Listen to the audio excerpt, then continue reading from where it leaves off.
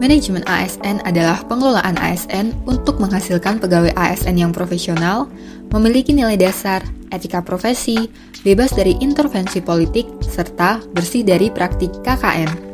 Manajemen ASN menekankan kepada pengaturan profesi pegawai sehingga diharapkan agar selalu tersedia sumber daya ASN yang unggul selaras dengan perkembangan zaman. Berdasarkan jenisnya, ASN terdiri dari pegawai negeri sipil atau PNS dan pegawai pemerintah dengan perjanjian kerja atau P3K. Dari pembedaan tersebut, diketahui bahwa tidak semua pegawai yang bekerja untuk pemerintah harus berstatus PNS, namun dapat berstatus sebagai pegawai kontrak dengan jangka waktu tertentu. Hal tersebut bertujuan untuk menciptakan budaya kerja baru yang menumbuhkan suasana kompetensi di kalangan birokrasi yang berbasis pada kinerja. Pegawai ASN berkedudukan sebagai aparatur negara yang menjalankan kebijakan yang ditetapkan oleh pimpinan instansi pemerintah, serta harus bebas dari pengaruh dan intervensi golongan juga partai politik. Untuk menjalankan kedudukannya tersebut, ASN berfungsi sebagai pelaksana kebijakan publik, pelayan publik, serta perekat dan pemersatu bangsa.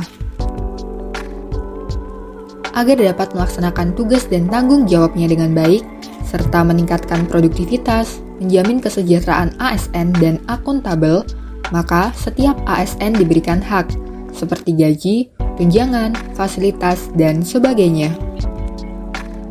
Setelah mendapatkan haknya, maka ASN juga berkewajiban sesuai dengan tugas dan tanggung jawabnya, seperti melaksanakan kebijakan yang dirumuskan pejabat pemerintah yang berwenang, menaati ketentuan peraturan perundang-undangan, dan sebagainya. ASN sebagai profesi berlandaskan pada kode etik dan kode perilaku. Kode etik dan perilaku tersebut bertujuan untuk menjaga martabat dan kehormatan ASN. Kode etik selain berfungsi sebagai pedoman, juga merupakan standar penilaian sifat, perilaku, dan tindakan ASN dalam menjalankan tugas dan kewenangannya. Konsep sistem merit menjadi bagian yang tidak terpisahkan dalam pengelolaan ASN.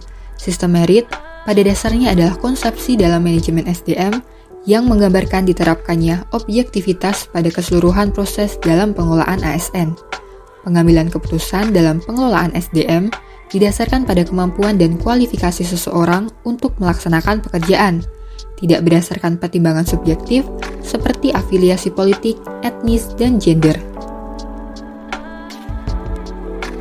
Objektivitas pada pengambilan keputusan dilaksanakan pada semua tahap pengelolaan SDM yang meliputi rekrutmen, pengangkatan, penempatan, dan promosi. Pengelolaan atau manajemen ASN pada dasarnya adalah kebijakan dan praktek dalam mengelola sumber daya manusia dalam organisasi, termasuk dalam hal ini adalah pengadaan, penempatan, mutasi, promosi, pengembangan, penilaian, dan penghargaan.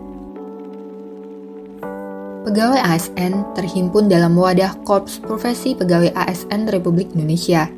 Korps tersebut memiliki tujuan menjaga kode etik profesi dan standar pelayanan profesi ASN dan mewujudkan jiwa Korps ASN sebagai pemersatu bangsa.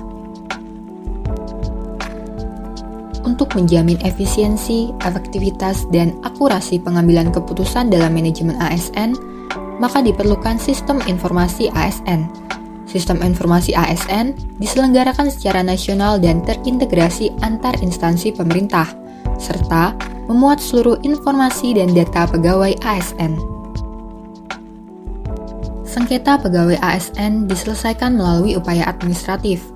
Upaya administratif terdiri dari keberatan dan banding administratif. Keberatan diajukan secara tertulis kepada atasan pejabat yang berwenang menghukum, sementara banding administratif diajukan kepada Badan Pertimbangan ASN.